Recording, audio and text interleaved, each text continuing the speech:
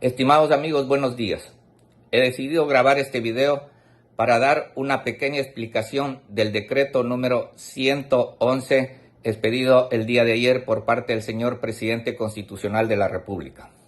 Por primera vez en la historia de nuestro país se declara un conflicto armado interno.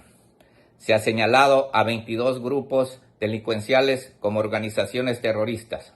Este nuevo decreto número 111, a diferencia de los 22 anteriores emitidos por conmoción nacional, cambia el rol en la seguridad interna al disponer que se realicen operaciones militares para neutralizar a las 22 organizaciones terroristas.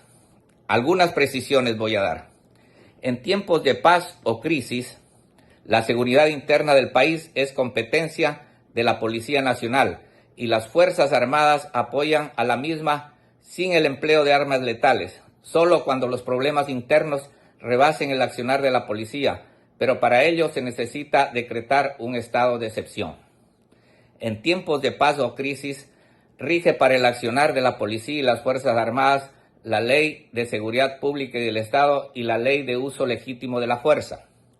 En tiempos de conflicto armado o guerra, como el declarado por el señor Presidente de la República, las Fuerzas Armadas planifican y ejecutan operaciones militares utilizando todo su armamento para neutralizar a las 22 organizaciones terroristas. En este conflicto armado interno o guerra, la fuerza pública se regirá bajo el derecho internacional humanitario.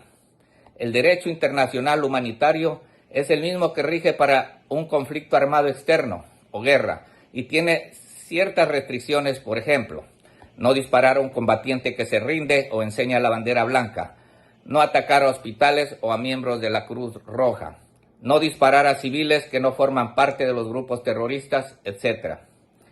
Es un cambio radical que impuso el presidente Daniel Noboa con el decreto número 111. Primero, ya no estamos en tiempos de paz, en donde rigen las leyes que tienen maniatada la fuerza pública. Ahora estamos en tiempos de conflicto armado interno, en una guerra, en donde ya no rigen esas leyes que favorecen a los delincuentes. Hoy rige el derecho internacional humanitario, el mismo que rige para una guerra externa. Fuerzas Armadas llevan el esfuerzo principal, lideran y dirigen en este conflicto armado. Las Fuerzas Armadas tienen que planificar y ejecutar operaciones militares para neutralizar a las 22 organizaciones terroristas identificadas. El término neutralizar significa anular o disminuir la eficacia de la acción enemiga, de los medios que emplea o de cualquier artefacto peligroso.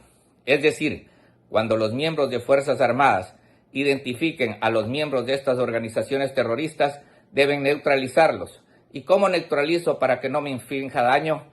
De varias maneras. Una de ellas es disparando con mi arma y matándolo, o desarmándole a través de una acción táctica. Todas estas disposiciones deben ir en lo que se llaman las reglas de enfrentamiento, y estas deben constar en el anexo de la orden de operación militar. ¿Qué son las reglas de enfrentamiento? Las reglas de enfrentamiento son emitidas por las autoridades competentes y contribuyen en el delineamiento de las circunstancias y limitaciones dentro de las cuales las fuerzas militares pueden emplearse a fin de alcanzar sus objetivos.